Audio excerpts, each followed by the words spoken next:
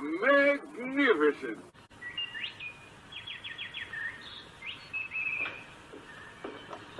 Good morning, Colonel, sir.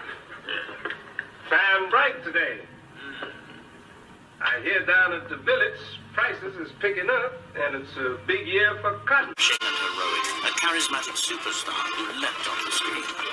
Men wanted to be like him and women wanted to be with him. But in real life, he was complicated, longing for recognition as both an actor and writer. Devilishly handsome and charming, he was a risk-taker who flouted society's conventions and inevitably landed in trouble. For him, life was a series of adventures. Making movies was one of them.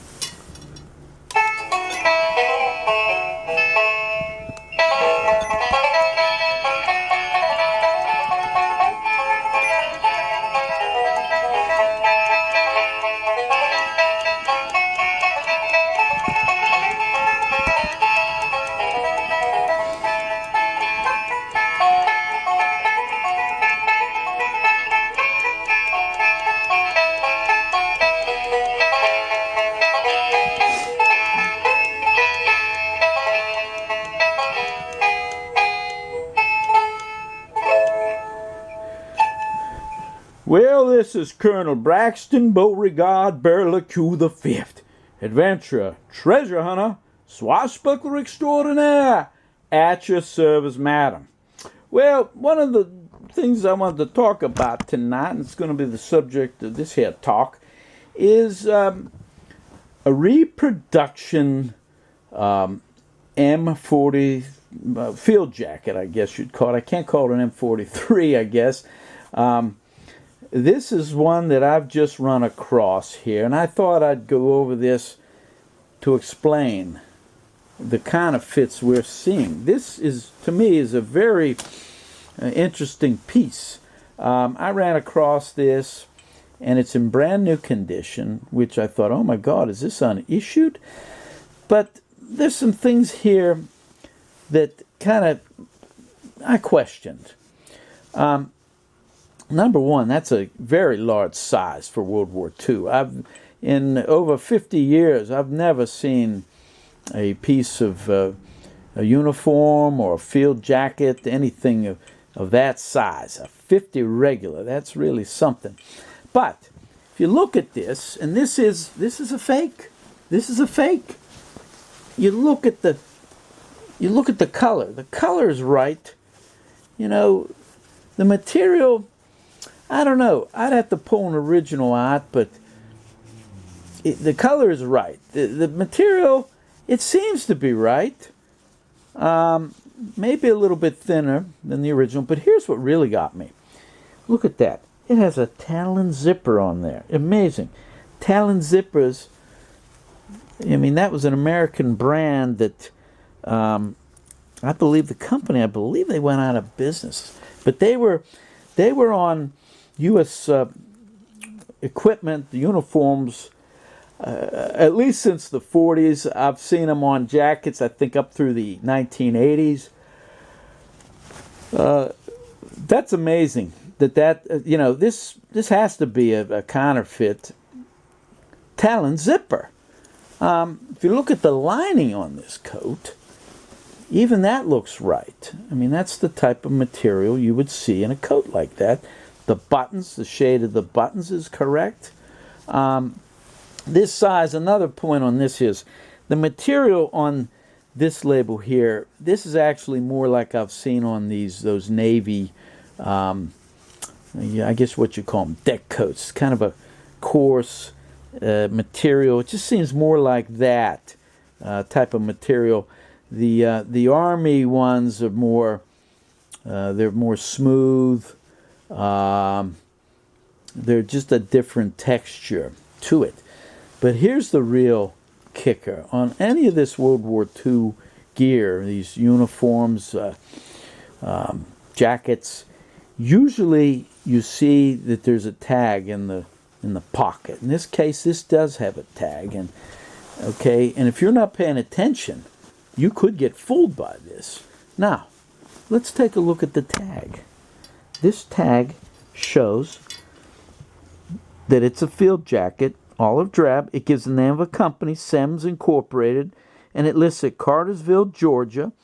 It has a contract number, quartermaster number, dated May 29, 1942.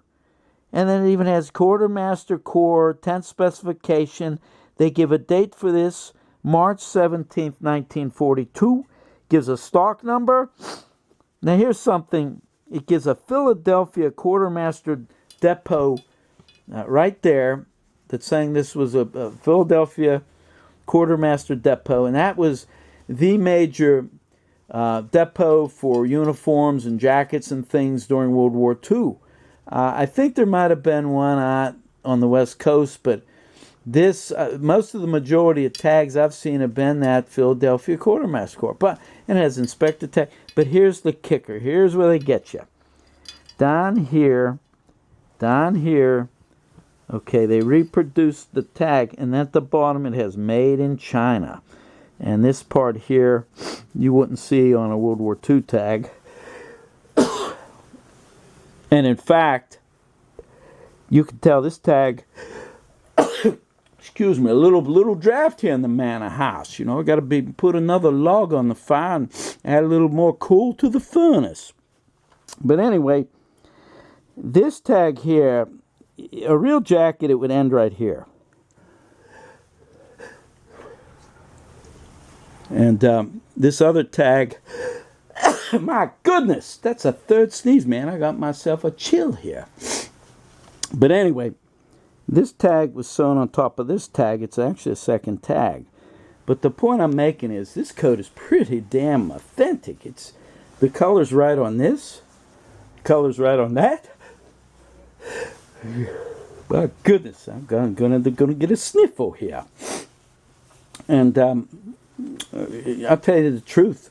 If it wasn't for this, I would have to really compare this to an original, which maybe some night I'll pull out an original and we'll do a comparison. But I just wanted to make the collectors out there aware that we have a lot of these phonies, field equipment, and now we have these jackets. We're seeing a lot of articles of clothing being faked. I was aware there was a U.S. company. They were doing those U.S. Navy World War II deck coats, not the peak coats, those green coats they'd wear with USN stamped. And I actually have one of those I bought, just maybe wear it around, the estate. And so one night I'll pull that out. We'll talk about that. But I wanted to make you aware of these coats. Somebody could clip this tag off and then just leave this tag, and there'd be some people get fooled over this thing. And so that's why I thought I'd expose this fake field jacket. And I'm glad you came to visit the old colonel, and my best regards to Military Review. I hope, boy, you start making videos, and I hope there's no problem for you all. But until next time, I'm going to sign off here. Banjo player, if you would.